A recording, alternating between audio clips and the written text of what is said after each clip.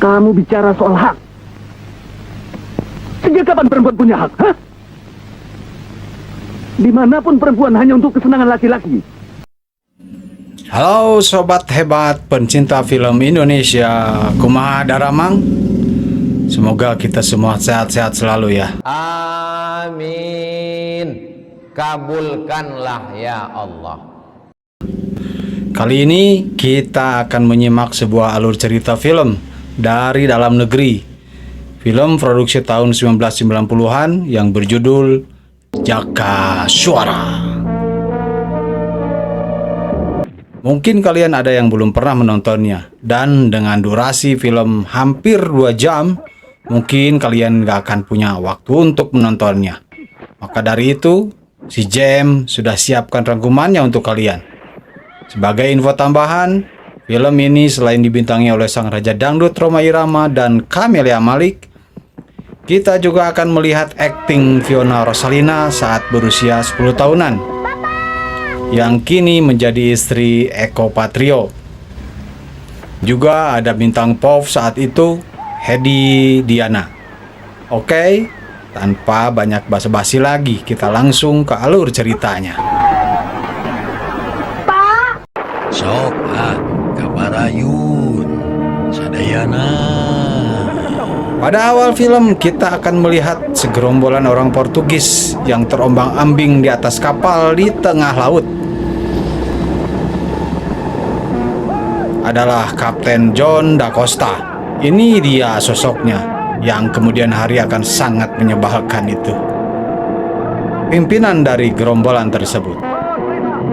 Karena dahsyatnya badai di laut hingga kapal yang mereka tumpangi karam. Tapi masih beruntung nih. Sebagian awak kapal dan termasuk sang kapten selamat meski terdampar di pesisir pantai.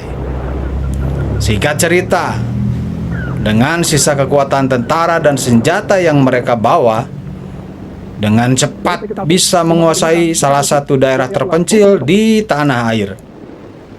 Dengan merekrut salah satu pimpinan lokal yaitu Ki Sarkowi. Ini dia pebenguknya.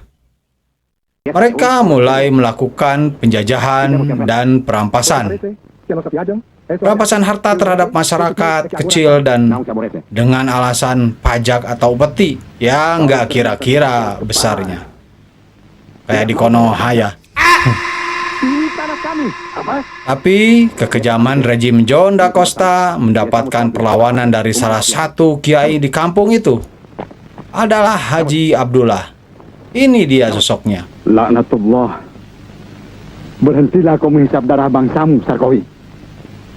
Sampai kapan kau akan menjadi anjing penjajah? Yang memberikan perlawanan dan membela rakyat yang tertindas, termasuk menyelamatkan dan merawat seorang gadis kecil yang orang tuanya dihabisi oleh anak buah sang kapten.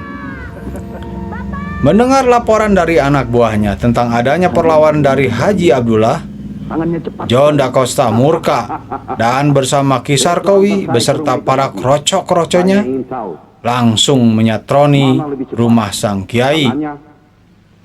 Sementara di rumah sang kiai atau Haji Abdullah sedang bercengkrama dengan istri dan anak angkatnya yaitu Fatma yang tadi ditolong. Tiba-tiba, Ayo keluar, Abdullah! dengan mengucap Bismillah, Haji Abdullah lalu mengambil golok kesayangannya dari bawah kasur. Kemudian beliau pun keluar untuk menghadapi para tamu yang tadi undang itu. Dan setelah beradu argumen, akhirnya pertarungan pun tak terelakkan lagi. Satu persatu kroco-kroco hingga cacing cau dihabisi. Meski tidak mudah, namun dengan kesaktian dan ilmu kanuragan yang dia miliki, Haji Abdullah bisa menumpasnya. Pertarungan berlanjut dengan menghadapi sang jenderal atau sang kapten yang membawa senjata api. Dan pertarungan tak seimbang pun berlanjut. Haji Abdullah dikepung dengan dikelilingi kuda dan kereta kuda. Namun sebagaimana saktinya pun Haji Abdullah, karena digempur dari berbagai arah, akhirnya Haji Abdullah pun keteteran.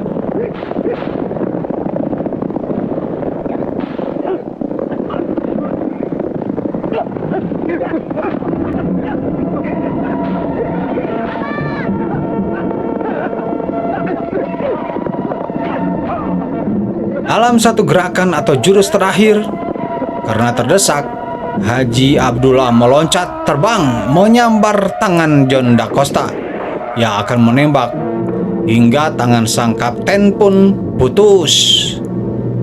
Tapi naas pula menimpa Haji Abdullah. Ternyata sebelum tangan sang kapten putus, kena sabetan golok Haji Abdullah, pistolnya keburu meletus dan pelurunya bersarang di dada Haji Abdullah. Dan Haji Abdullah pun roboh. Sementara itu, Bu Haji Abdullah yang melihat Pak Haji Abdullah roboh, dia berlari histeris dan hendak menghampiri Haji Abdullah yang ambruk. Tapi seakan gak cukup di situ kekejaman sang kapten, Nyonya Abdullah pun dihabisinya. Dan untuk melengkapi kekejamannya, rumah Haji Abdullah pun dibakar. Sementara Fatma, si gadis kecil, dibawa oleh Ki Sarkowi untuk dijadikan gadis penghibur. Jangan bunuh dia. Ibu. Pak. Irdun, Bapak. bawa anak itu untukku. Sementara itu, Jaka Suara yang sedang jongjon saja mengembala kambing di atas bukit, ketika mendengar teriakan bahwa rumahnya terbakar, Jaka langsung berlari menuruni bukit menuju ke rumahnya. Sesampainya di rumah, rumahnya ternyata sudah terbakar. Dia mendapati pula ayah dan ibunya tewas. Dan tak jauh dari mayat orang tuanya, dia menemukan sepotong tangan bersimbah darah. Dan kemudian dia menyimpannya di satu tempat dekat dengan kuburan orang tuanya. Singkat cerita, Fatma, si gadis kecil yang mahir jaipongan, sudah beranjak dewasa dan semakin bahenol. Ditaksir oleh anaknya Kapten John Da Costa, yaitu Simon.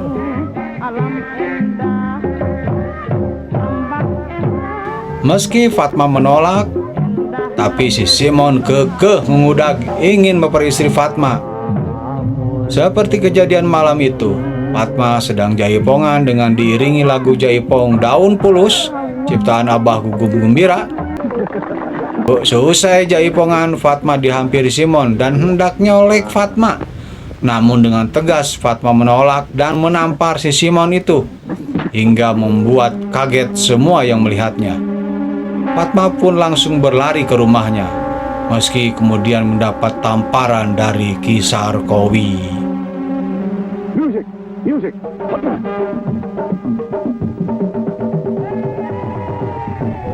Sementara itu, di satu perguruan silat yang bernama Perguruan Silat Garuda Putih, di situ Jaka Suara tumbuh besar dan menimba ilmu kanuragan dari sang guru. Bersama Gojali yang di kemudian hari akan menjadi pendekar yang ikut sayembara memperebutkan Fatma, Jaka berlatih sungguh-sungguh. Jaka. Hingga pada suatu hari, Jaka dipanggil gurunya dan dinyatakan lulus dalam mempelajari ilmu-ilmu yang diajarkan Perguruan Silat Garuda Putih.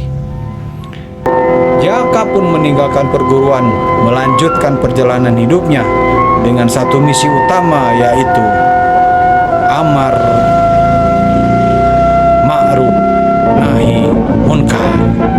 Allahu Akbar. Setelah mendatangi satu tempat atau pemakaman gurunya atau pemakaman ibu bapaknya, dia mengangkat sebuah batu besar dekat makam Pak Haji Abdullah yang di dalamnya tersimpan tangan sang kapten yang sudah tinggal tulang belulang. Dendam pun makin membara. Dalam perjalanannya, Jaka menyaksikan penindasan serta kesewenang-wenangan, dan banyak lagi, teramat banyak untuk disebutkan. Pada saat Jaka dan masyarakat sedang menyaksikan pemuda-pemuda digiring dan disiksa,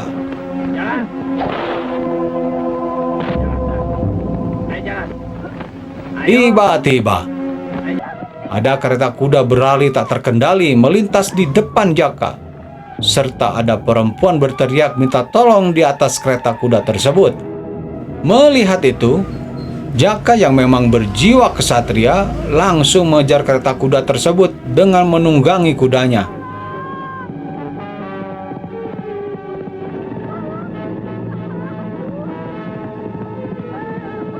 Dengan ketangkasannya, Jaka menaiki kereta kuda tersebut dan menghentikannya. Dan ternyata tiada lain tiada bukan, perempuan di atas kereta kuda itu adalah Fatma, gadis yang selama ini dicarinya. Dan pertemuan syahdu pun terjadi dengan iringan lagu "Pertemuan yang kuimpikan".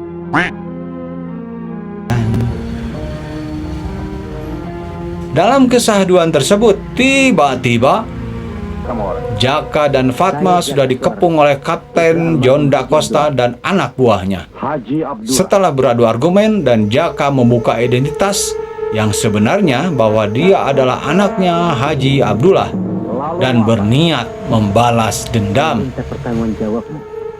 Kapten John Da Costa langsung memerintahkan anak buahnya untuk menangkap Jaka. Tapi Jaka yang sudah sugih kupangarti tak mudah juga ditaklukkan.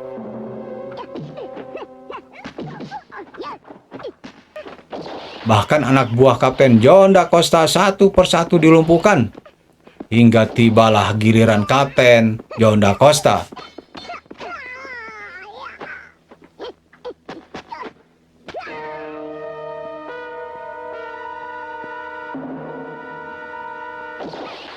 Meski didor beberapa kali dan diterjang busur seperti panah yang melesat dari kereta kuda Kapten John Da Costa, Jaka dengan lincahnya dan dengan ilmu meringankan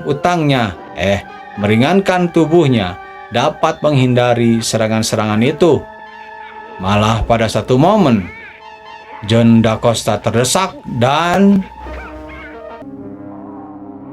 Da Costa pun metong. Belum juga Jaka menarik nafas, tiba-tiba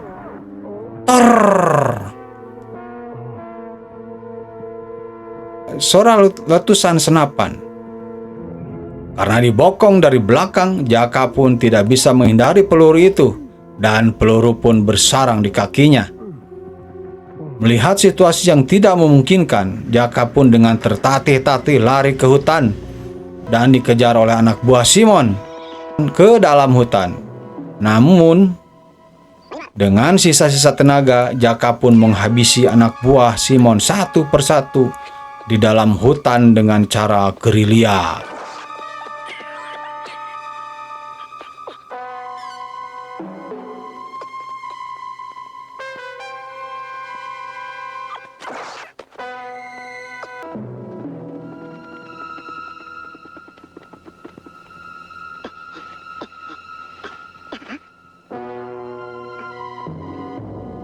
Melihat kenyataan tersebut, Simon pun sementara menghentikan perburuannya sambil menyusun strategi.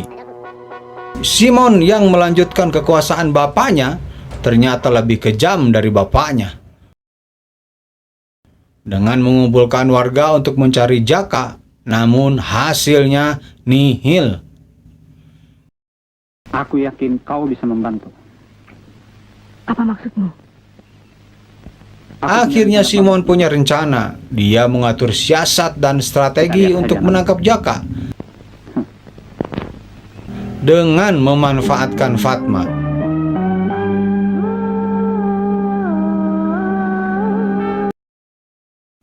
Dan perangkap pun berhasil.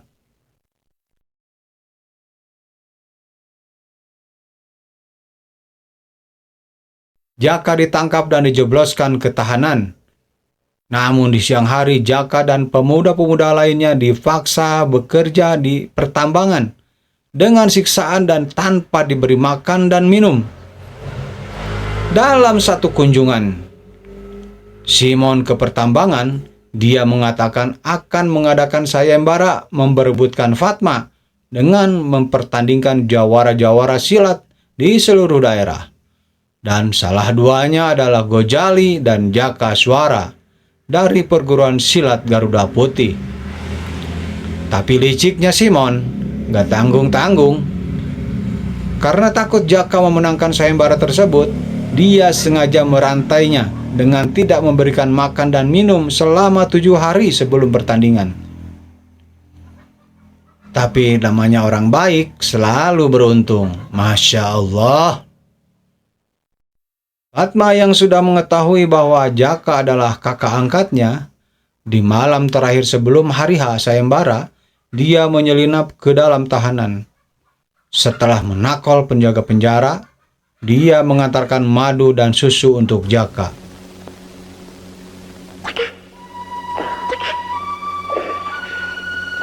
Jaka, minumlah susu dan madu ini. Kau akan kuat kembali.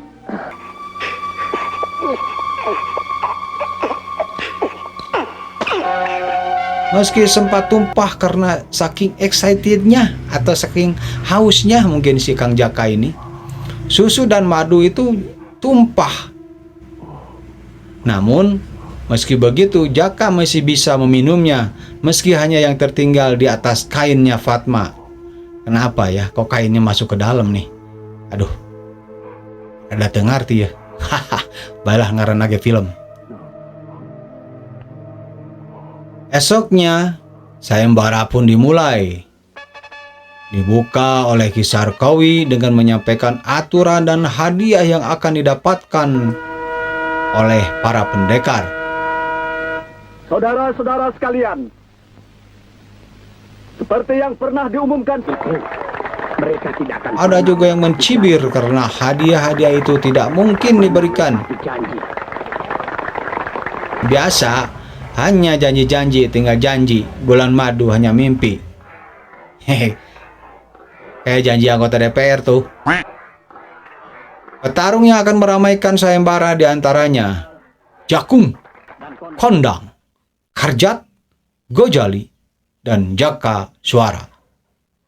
Para petarung pun satu persatu naik ke panggung dan berduel.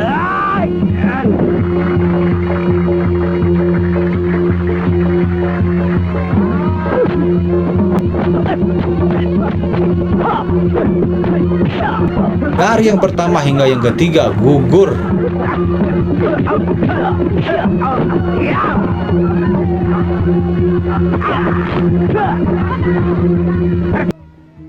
Dan begitu Gojali yang notabene-nya adalah teman seperguruan Jaka dari perguruan silat Garuda Putih terdesak, tiba-tiba Jaka Suara pun muncul ke atas panggung dan agak susah payah juga melumpuhkan petarung terakhir. Melihat situasi yang akan menguntungkan Jaka Suara, seperti yang sudah masyarakat duga, bahwa Simon pasti ingkar janji. Saat itu pun Simon memberikan kode tertentu kepada krocoknya agar mengakhiri pertandingan dengan menembak pemenang sayembara.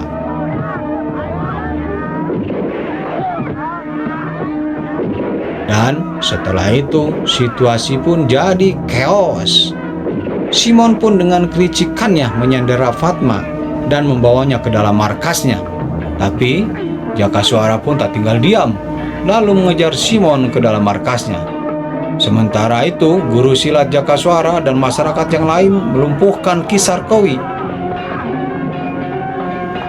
Perang pun campuh. Kita kembali ke Jaka Suara yang sedang mengejar Simon ke dalam markasnya. Dan tanpa effort yang lebih, Simon pun yang memang bisa dengan mudah dilumpuhkan dengan satu lemparan gantungan kalung yang berbentuk bintang yang dipakai Jaka Suara.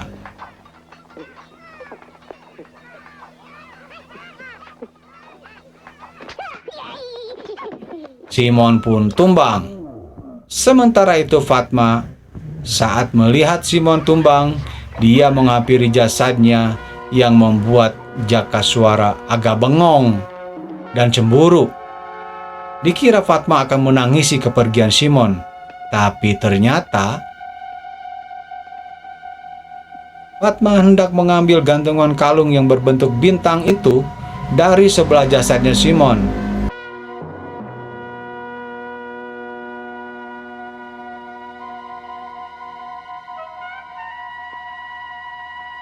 Dan lalu dikalungkan ke leher Jakaswara.